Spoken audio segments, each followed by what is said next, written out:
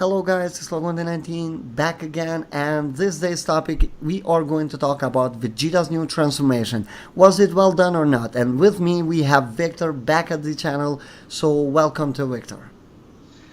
Hello, I'm back on this channel, and I'm ready to talk about Super Saiyan Bluer. Or Super Saiyan Beyond Blue. So Yeah. yeah, both names are basically correct. So you were saying that day on Twitter that it wasn't done perfectly well. So would you like for the people to know your opinion? So you can go ahead and start. And, well, I watched that episode a day after everyone else. So everyone watched it Saturday, I watched it Sunday. So I had a little bit of a little preview. People posted Snapchats on Twitter of what was going to happen. So I was already kind of spoiled as to what the form was. And so, from what I saw, I didn't already like it. It seemed a bit too unnatural and forced. But I kept an open mind for when I actually watched the episode. You know, Sunday morning comes, I watched the episode on Crunchyroll, and it seems a bit off and wrong. I think Mozilla Volpik said it best when Vegeta didn't learn anything new about himself during that transformation. I mean, he was already going to he was already planning on beating the tournament and getting the Super Dragon Balls, and that's nothing new from what that was his motivation for transforming. But I'm just like, you were kind of pushed already. You already knew this beforehand. Why is he making you transform now? Well, okay, now it's my time, I think, to just give an explanation to that. Go ahead. So basically, how I see it, of course, it doesn't really mean it is that way, but the way how I see it is that Vegeta did know that Jiren is strong, just like Yeah. Goku knew and Hit knew. But none of these guys were expecting Jiren to be that strong as he turned out to be. So let's just refresh it. Goku goes at Jiren on his base form, transforms at SS1 and immediately SS2, does nothing. Goes to God form and makes Jiren just move his finger. Goes blue and gets his ass kicked. All of these guys have seen that. They Yeah. see Ultra Instinct Goku that is beyond, and we see everyone just saying that Goku is moving differently, something is different about him, and all of them are able to notice that Goku is a lot stronger. Because, okay, let's just clear up one misconception. People actually think that Ultra Instinct doesn't give Goku a power boost, when in fact, from what you can see, no form has ever given Goku more power boost than Ultra Instinct does. Exactly. That's a big misconception. So, because people take it like, okay, but what Kefla told him that you don't hit that hard. When in actually people tend to forget how strong first Kefla is and the fact that Kefla goofs around a lot. And is basically trying to annoy Goku. So that is how I count it as a trash talk. And then Also, you see Goku just grabbing her hand and telling her, this is all what I have. And that is such a badass scene. And that basically tells you that he is strong. He Yeah. is a lot stronger. But when you compare the way how he dodges, how his body moves on its own, with the way how he punches, thinking about it, there is a huge difference. That's it. yeah, there's also the scene where the episode before Kefla shows up. You see Kale, she's hulking out, she's brolying out. And you see Jiren, like he's in his meditation and he moves a little bit. If Kale by herself can make Jiren do that, imagine Kefla. Kefla is ridiculously strong. And yeah, I think Jiren was the only person to find Kale during that first episode. Kale was the first person to make Jiren do something in the entire Tournament of Power, I'm pretty sure. Correct me if I'm... Yes, because the only other encounter was the one that I mentioned in that 3-hour video that we did, and basically Rabunari, I think it was his name, something like this, he moved away from Jiren, and that's it. Up until episode 100, where Jiren basically takes Kale not off, but just throws her off of her form and everything. Exactly. So yeah, let's go back to the main point. The main point was that nobody knew how strong Jiren was, despite everyone having a clear idea that this guy is the strongest on the tournament. And Vegeta didn't either. And you see in episode 122, Vegeta tells Jiren that you're not coming at me with all what you got or with all what you showed to Kakarot. Something like that, but Vegeta definitely says something along these lines. In 122, when he was actually going versus Jiren and doing a good job. And in episode 123 is the beginning of it, and Vegeta says that Jiren is not even going full power. So that immediately tells you that yes, Vegeta did have the goal to win this tournament. That is clear. But he always saw himself as the superior one. Because let's face it, he never saw Goku versus Toppo fight, and he never even heard about Jiren, I think, up until Whis mentions him. I think it is that way. And Whis doesn't directly mention Jiren. He just mentions that somewhere on the Omniverse there is somebody that is stronger than a God of Destruction. There lives a mortal who is stronger than a God of Destruction. That is basically everything that Vegeta knew. So, given to how overconfident Vegeta tends to get, we all know that, he just basically went to the tournament with the same goal, to win it. But things changed. Jiren was too big of a wall to climb. Basically, not only that, Vegeta saw a fully recovered Goku because, once again I'm gonna mention it here, from the summaries it was already stated that Goku was fully recovered. There were no stamina issues whatsoever for Goku in episode 123. And whoever thinks that Goku still had stamina issues, well, you need to get some more information, because we all read it. Whoever follows the spoilers, it was immediately said that Goku is at full power. And from the way how Goku is fighting, you can kind of see that he is. He's not as sluggish as he was. Yeah, he's definitely not like slacking. That's Goku. I wouldn't say at his prime, because he didn't go Kaioken during the first part of the fight. Well, yeah, I still do believe that a huge reason for that is because Goku was setting all of these traps for Jiren. He was going for a more tactical approach than actually trying to go toe-to-toe. Because once again, Goku is aware that he cannot beat Jiren straight up on power. Yeah, of course. So, and then... Yeah, then he does all these tricks, he does all of these techniques, the mind bombs. Yeah, and everything. The Kenzan, everything. Destructor Disc for the dub fans. Yeah. And then that whole scene comes with Goku says a little speech about not giving up, and then Vegeta jumps in. And so how do you actually feel about the transformation? I like it. I'm gonna say that I really liked it. For me, I have actually a full video explaining it and why it was done, and I was waiting for you to jump to the Goku Black part that we talked, and it was kinda ironically because I had already a video where I mentioned this episode going back to that arc. Yeah. So, yeah, you can go and say what you said there so I can give my response here.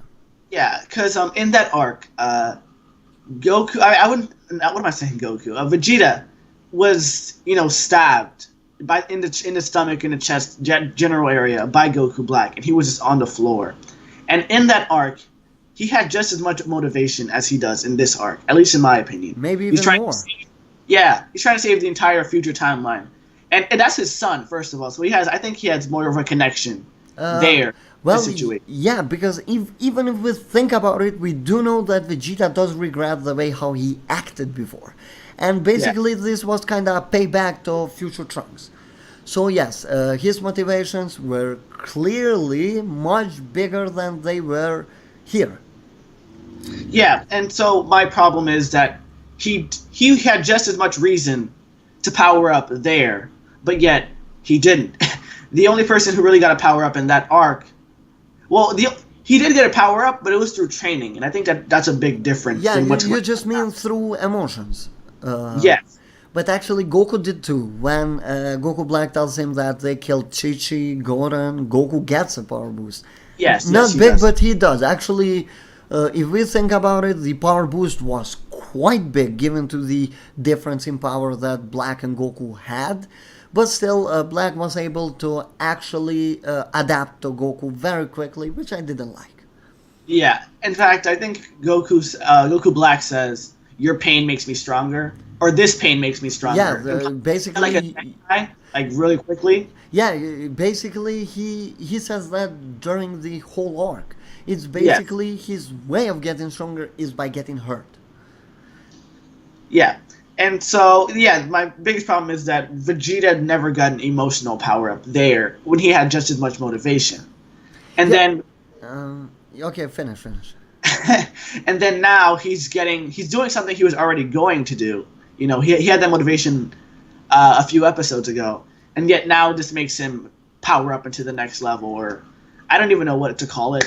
What was Whis' explanation about this form? I Actually, forget. Grand Priest says that Yeah. Vegeta broke through his shell, and that's all what we got. And Piccolo, you have saying that it's different than Super Saiyan Blue. So basically, it was more to confirm to the fans that this is a transformation, not a power up of Blue, but this is a transformation. Yeah. And I actually did a video where I joked about and I said that no, they haven't run out of colors. Because let's face it, it would have made much bigger statement if they changed his color. Yeah. But once again, okay, so let's say you're arguing with the clear facts. But one thing that I told you there, and I'm gonna say here again for everyone, is that first of all, Vegeta's second fight with Black, where he definitely trashes him. Yes. Vegeta tells him that I am superior to the real you, let alone an imposter. So basically, he's saying that never a fake Kakarot can beat him. So that was ever since the beginning. Vegeta knew, even after they were beaten, that there is a chance for them to win this. And that chance is because this guy has the same body and they are already aware of the fact that he can never use it to its full potential, no matter how strong he's getting. They already knew what they were going against. So Vegeta knew. He wasn't that emotionally touched because he just knew that, okay, I will go train, I will surpass that level, and it will be all done. And that is basically what he does. Where here, he is left with no other choice. Jiren is too strong for them. Way too strong, and let's not forget that Belmont, the God of Destruction from Universe 11, stated that Jiren has already just started to show his power. When he basically jumps Goku, punches Goku through air, Belmont and Goku gets scared, actually so scared that he goes back to the base form. Yeah. That is basically the beginning of Jiren's full power. It's just a little bit of it. So when you combine these together, imagine how big Jiren is on the eyes of Vegeta and Goku there. And that scene that they made, it seemed like, okay, we are not giving up. Then you have that shot at Beerus and the others saying that, okay, this is all what they got. And they are kind of smiling. And this shows you their determination to actually take down this guy who is a lot stronger than them. And Vegeta basically is reminded of Koba and his promise. And don't forget, I'm not actually sure, but I do think that a promise means a lot for the Saiyans. Yeah. Or at least out to Vegeta, definitely. Yeah, but I'm not sure. I think it kind of does even for Goku. But what takes that off from me is when we have that filler scene when Krillin throws the rock at Goku's head at the Cell arc. Goku completely forgot about the promise that he did to Gohan to take him fishing. So I'm like, okay, not really that much for Goku. So it must be something specific for Vegeta. Yeah. So And something that, something I do appreciate about the form is that, first of all, it does kind of look cool. The filter makes it look kind of weird, but let's face it, Ajay really said it completely that the episode wasn't polished at all. Yeah, yeah. So Maybe next episode yeah, the we'll. next episode is going to give us hopefully a clearer picture of it, if that makes sense. Because it kind of feels weird. You really cannot see him that well. Yeah, and something else that someone else pointed out is that I think that throughout episode 123, there should have been more moments of Vegeta thinking and reflecting about, wow, I can't do this. Wow, this guy is too strong. Because I mean, you can guess that it happened off screen, but it would have made a lot more. It I would would have have felt made very the scene more powerful. Yeah. yes, yes, and I think the form would work a lot better if it happened that way. Like What if I it, would do, yeah, what I would do is show that scene that they showed Vegeta versus Kaba, Vegeta and Kaba not versus, where he promises I would do that flashback when he is trying to get up. yeah, And to trigger the transformation, I would bring the scene of Vegeta trying to, or basically holding Bra or Bula. yeah, That's what I would do if I was on their place. So, yeah, a newborn baby, that is an extra motivation. Yes, you can argue that he still went to the tournament with the idea that he's going to protect them, because he indeed did. But that scene would make it more powerful, and maybe, just maybe, I would make like a scene where Jiren seems so big at them, and they yeah. are so little. You know, Like a I don't scene. know how to explain it, but I would kind of take a different shot, and Jiren seems so big from Vegeta's eyes that it kind of just would tell us how big of a difference in power there is between them, because people still don't seem to understand it. Yeah, there is a definite scene in the Cell arc. I remember before Vegeta went Super Saiyan, he had a nightmare of Goku and Trunks just mocking him while they're Super Saiyan, like, haha, you can't do this, but we can. Yeah, Yeah, yeah. that was really great. They should have done something similar, where I don't know, maybe while Vegeta's passed out, he sees like a big Jiren in front of him, and he's just so tiny in comparison. Yeah, And that's what I was trying to say, but I didn't know how to really put it into words. yeah, The thing is that they could have done much more with it. That's true. yeah, Unlike that's with Ultra Instinct, it felt lacking. definitely. It And did lack. And I think that is a part because the episode was clearly rushed. I can say that I definitely like the concept of the form. I just wish there was a few things that could have been tweaked, and then it would have been much more powerful. And I'm sure you can agree with that. Yeah, I do agree with that, but I still don't agree with the fact that it wasn't done good. It was done good. Not perfect, but very good. I still did enjoy the scene, especially because, let's face it, for a character like Vegeta, to actually think about someone else is huge. Yes, I do know that Super did indeed take that thing off with "that's my Bulma," blah blah blah, but we never saw that thing repeating over and over and over again. It was like 2 times thing and that's it. Most of the time you see him going again to his arrogant self and basically having Vegeta thinking about somebody else, really wanting to bring that somebody else back. And it was built ever since, you can say, the Universe 7 versus Universe 6 thing, but I don't think they were planning this. But things kinda were linked with each other. Yeah, I don't think Dragon Ball Super has that kind of planning. Yeah, for seems to be like- Ultra Instinct, indeed it does. Yes, for us, They were planning to bring the form, and that's why they put that scene. But I don't think that they had it planned when. Yeah, I think it was more they make arcs, sort of like how Toriyama does, but not as as big. They create an arc and then they make filler, and then the next arc is made. I think they're working on the arc still right now, like planning out the final details. You I can don't see, think you I don't can, think the arc is finished, to be honest. you can clearly see that they are, because don't forget that in September we had Toshio saying that they had the meeting. It was August or September. Toshio said that they had a meeting with Toriyama. And Yeah. it was not long after the special episode was revealed for us. Yeah, I definitely think Toriyama had something to do with that special. That was probably all Toriyama. Yeah, Toshio made it clear that something big is coming. He made that clear. And we already had that picture of Goku's back that they were promoting. So Yeah. we all kind of started to link things together and basically see that that thing had to do with the new transformation. And indeed, this arc has more Toriyama than people think, or it has more Toriyama than the last arc had.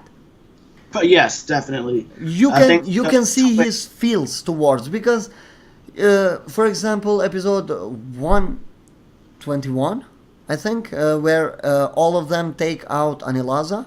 Was it that?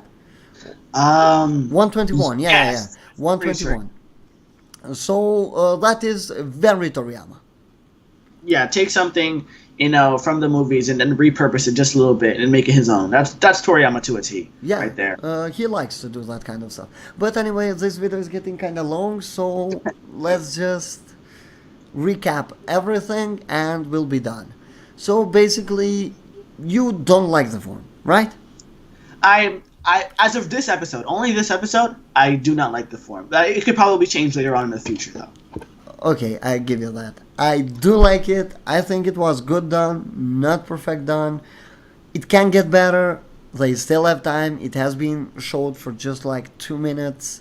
Yeah, So we just need to be patient, even though I don't like the idea that they are leaning away from Goku and Vegeta versus Jiren, which is not a very smart move.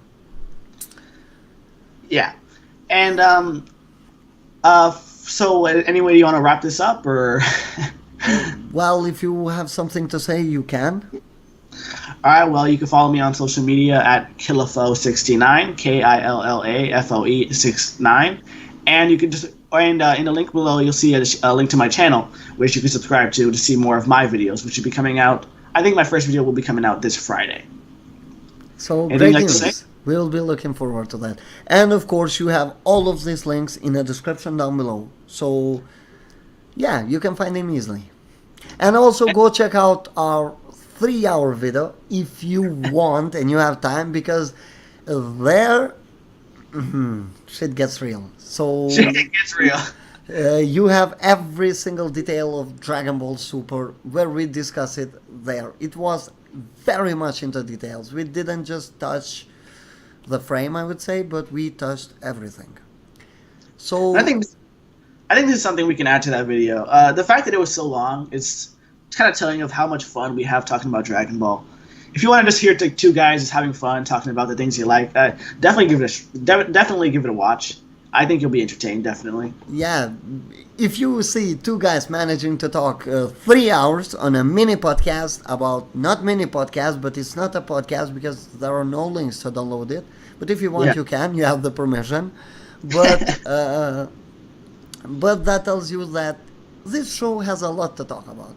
Some bad things, Yeah. some good things, but you still have. And if you are wondering for one ultimate video where you have everything, then you can go and check that out. The link will be in the description down below. Guys, don't forget, if you are new, subscribe with notifications enabled.